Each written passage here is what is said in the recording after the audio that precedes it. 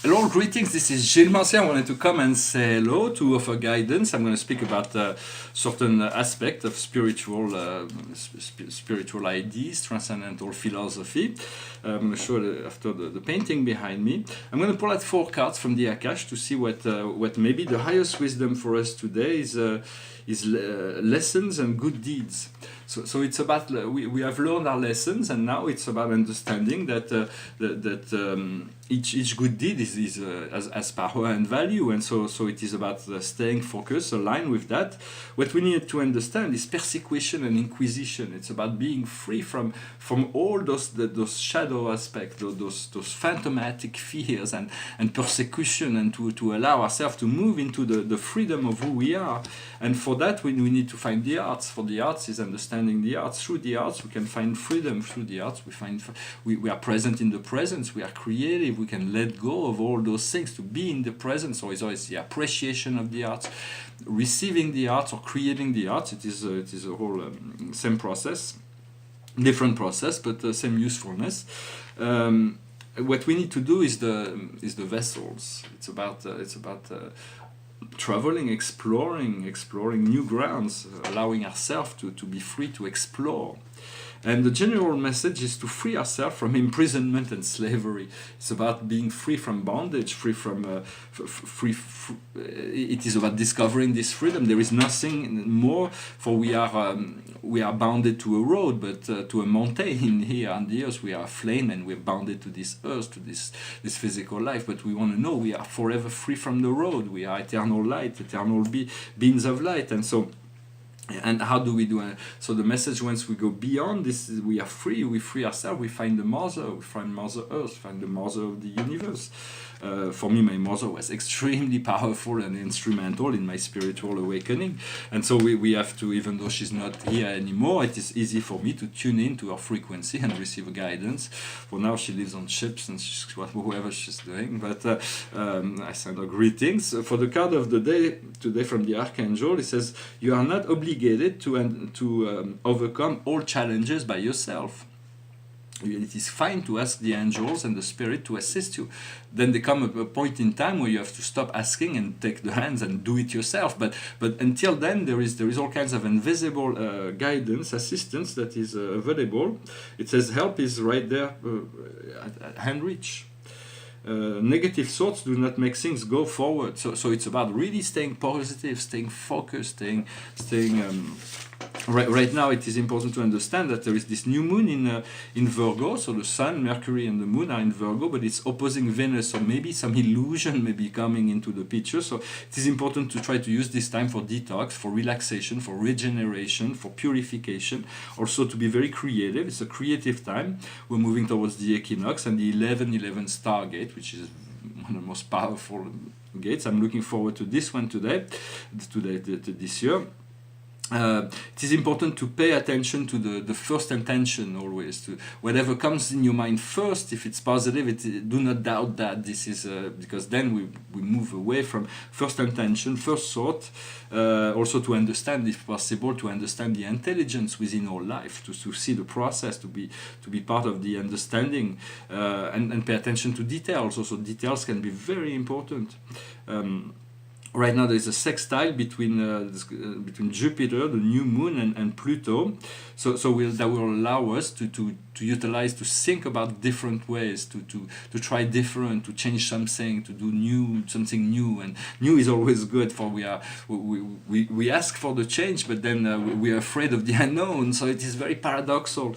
So we'll return to this idea of paradox. It's like we have dichotomies. I came here as in this physical incarnation to resolve certain personal dichotomies. We all it means a part of you that wants to do something, a part of you that wants to do that, and there is a part of you that is able to bring both concepts into reality, into one harmonious whole. So it's resolving a dichotomy. We want to move into the presence, and that's where we'll find all things there, in many sense. And once we find that, eventually we won't need to drink, we'll need to eat, we won't need to sleep, we'll be able to exist on a higher plane. For now, we have to pay attention to the physical body, we want to be as healthy as possible, to focus on our health. I expressed yesterday a thought about this like early morning vision. For many years I've been working with my higher self, and now the morning, the first few minutes of morning for the past 10 years maybe, it's been very, very essential, important. Some days there is essential knowledge that is being revealed to me from my higher self in during those first moments of morning. So it is very important to try to connect, to know that you have a higher self that is that you're not aware of, but your higher self wants to develop this connection with you, your soul family, your guides.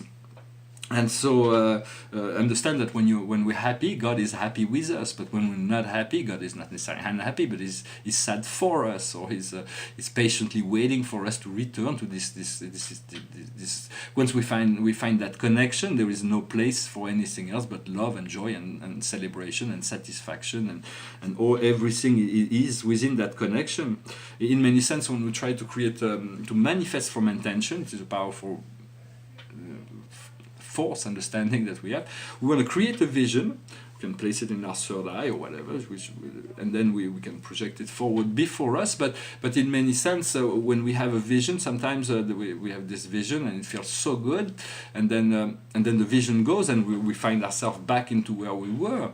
And if you feel like, well, my vision is gone, it's like I'm trying to catch it up. It's no need for that. For when the vision is gone, it means that it's getting ready to manifest. So just be in gratitude of that which you were shown by the universe, and be in the receptivity to receive that which has been shown to you. It's about developing a sense of trust between you and your soul and your higher self. So those things are they're my thoughts, my perception, my ideas. I don't pretend on them. There's many ways, and other people who work. But I do believe there is great value in what I'm talking about in those videos. In a sense, we're living in a world that is sleepy. I am sleeping myself, and it's like I'm trying to wake up. And the more we wake up, the more we can wake everybody up as well. In many sense, we don't need to wait until we are perfect to start serving life, to start enjoying life, to already see yourself as complete no matter what, and always strive for perfection. Perfection can never be attained. For God is perfect. The first commandment is be you perfect as your Father is perfect. But we always want to strive for perfection, even if it's not attainable. Do not judge yourself for not achieving perfection. Just strive for it. Is the intention of moving towards that, and progressively we move into correcting the little thing. There is a sometimes little things can make a big difference. Do you feel already connected to your guidance? Guidance comes at first as synchronicity or dreams, but eventually we can establish a presence where life can reflect to us rather quickly whatever we ask life. Life can always reflect to us an intelligent answer that will guide us towards whatever we need. For life is supremely intelligent. The light within life, not all life is not supremely intelligent, but the light within life is supreme intelligence. It is the law, for it is everything is moved from within, from within. There is a golden rule, of course: do no harm. If we do not harm, we are free to create. First, we want to love ourselves, take care of ourselves, then our loved ones, our family, our friends, our clients, then society. There is a priority. Sometimes it is good to not differentiate. For all human beings are needing of love and light, or whatever they need. You can help, assist anyone you want. Without differentiation, it is good not to, because this idea of prioritizing. But in many sense, there is, paradoxically, it is important. If you do not take care of yourself first, then you will have a lack when you take care of others. And so I wanted to speak briefly of an idea. So it's about understanding the science. Science will reveal much for when we try to understand the world of form and matter. We use material sciences, material tools. But if we need to discover the spiritual realm, we need to use spiritual tools, spiritual technologies, and we'll learn to use that. And so, in a sense, matter was the pre-Socratic had many great understanding about matter. Essentially, the science that we use come from, like, originally was Thales, and then Pythagoras and all the Pythagoreans towards Plato, and then Aristotle comes and establishes some definite materialistic rules that were not really correct. Since Galilei, until Galilei, we were kind of like in the darkness about many things, and then Newton comes and create mathematical model that makes everything functional. But then Einstein comes and says, no, well, this doesn't work as Newton says, and now we'll have to do the same thing with Einstein. We're going to have to go beyond Einstein. Right now, Newton and Einstein are, of course, there was a great discovery that was made in the 20th century by Niels Bohr and Max Planck and Albert Einstein. Is the world of particles, when we call quantum physics, and the physicists discovered something that is very, very difficult to explain, but that matter does not really exist. It only exists as a result of its observation. And so there was so in many sense, this idea of projected reality, you can already see in the 18th century with Immanuel Kant in the Critique of the Pure Reason. He realized that everything is given to him through his intuition, and then he projected he creates this projection that makes life real in relationship to what he knows and believes. And so maybe the expert will contradict me, but when I read this book, it was something that I felt he was clearly talking about being living in a hologram. Already Plato already discovered the soul. He knew that the truth of reality was on a higher plane, was an eternal. Everything and everyone existed on a higher plane, the plane of the soul, the spirit, and we were just pale reflection of that down here. We were just temporal reflection of something that was far more stable, and so. Because in science, there is two ways to go about it. There is the reflection and there's this experience. But our sense can be fooled. So reasoning is often a better way to approach science than by the experience. I think it was demonstrated that usually experiences are beyond reasoning is beyond experiences.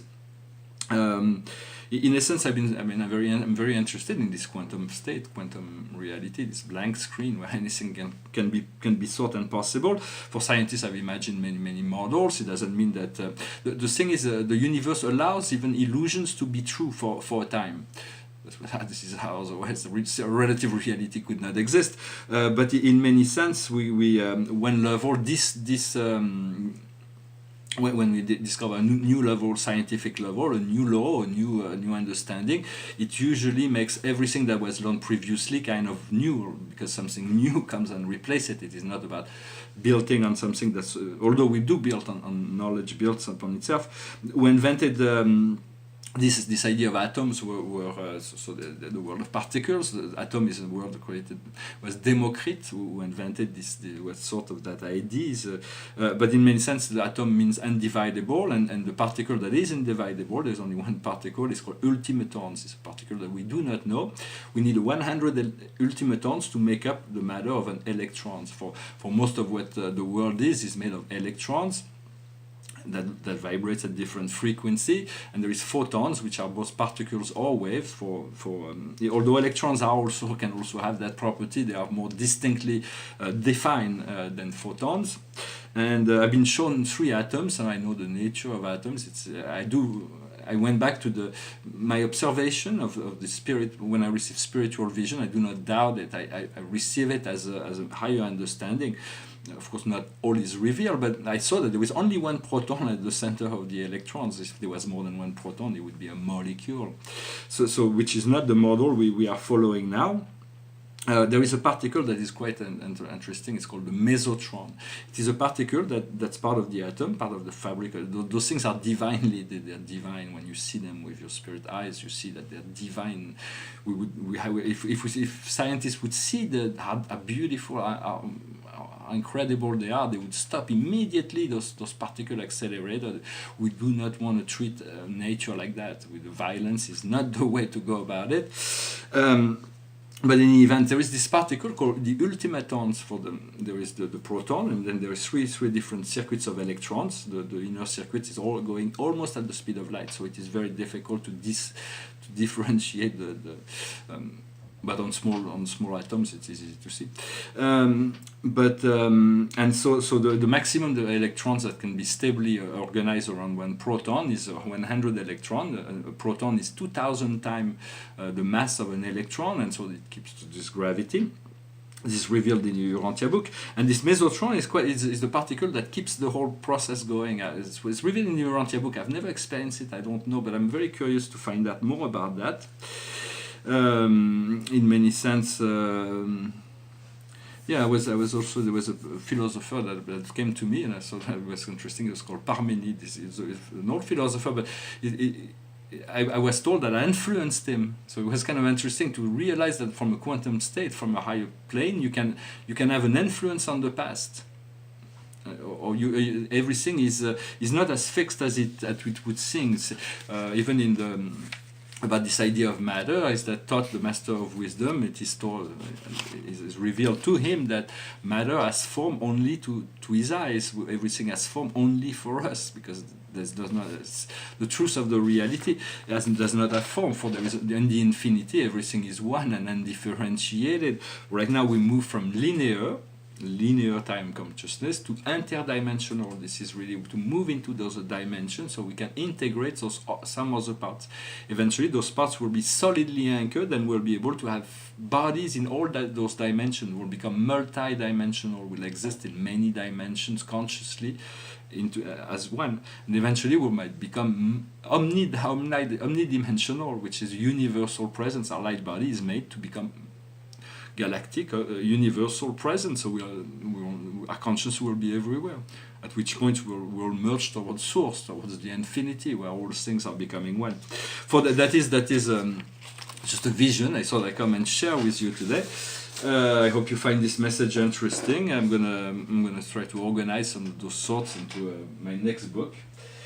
Behind me is I showed two versions of this astrological self-portrait for those who have watched those videos previously, and this is the third version. So this one's not finished, but I included about 50 more paintings, 50 more planets, and I had to invent some new symbols, but it's getting very crowded. So I'm not really sure if I want to completely change all the constellation, or it may be just a matter of highlighting. I'm not really sure. And then in the sky up there, I'm not really sure what's going to happen. We'll see. So it is part of the process. Sometimes at the end, I believe that a painting, when it's finished, should be order and beauty, luxury, calm, and volupté. It has to be something beautiful. But in the process of getting there, sometimes it's like you have to go through chaos in order to discover. So the process of creation, Picasso taught us, destruction is just as important in the art as creation, and so life is a constant destruction, recreation process. So I'm going to finish with a song. It's a song about an artist. It's called Andy Warhol. It goes like this. Like to take a cement fix, be a standing cinema, dress my friends are just for show, see them as they really are. Put a people in my brain, 2 new pens to have a go, like to be a gallery, put you all inside my show. Andy Warhol looks a scream, hang him on my wall. Andy Warhol silver screen, can't tell them apart at all.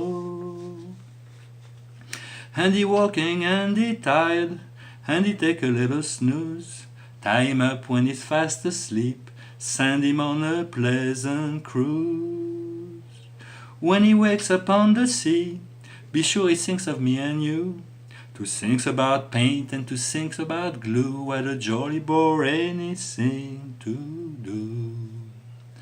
Andy Warhol looks a scream, hang him on my wall.